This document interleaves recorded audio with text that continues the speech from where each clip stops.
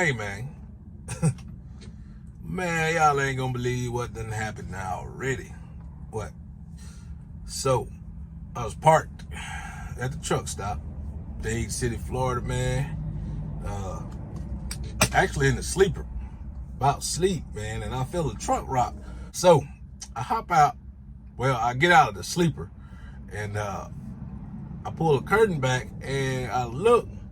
There's a guy in a gooseneck trailer with an F-250, man, and I'm talking about, dude, right up on my bumper. Like, I literally open the door and hop out on this trailer.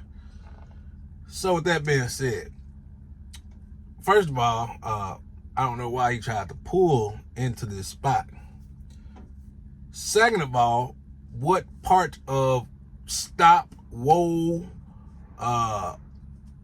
stuff like that, those words right there should pop up in your mind when you're literally that close to someone else's vehicle.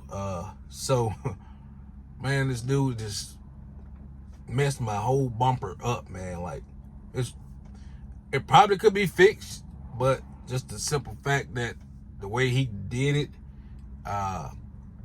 he tried to back up with it. So I think that what made it a little worse, because he broke the bracket, and he bent it pretty good. Then, man, I don't know. I mean, like, at some point, man, you should get out and look, or stop, or something in your mind should click to say, hey, man, I'm too close. Let me go check this out before I proceed any further. But anyway, so yeah, man, that's the end of my week. So I guess I might as well show you guys what it looks like. Man, I'm telling you, it don't make any sense. Ain't no sleep, that is old news. Been outside, that's with the crew. Make my night up on the move. In the morning, get the news. She come home, I heard the Zoom. I step outside, I need my base. Take one down and hit my pink.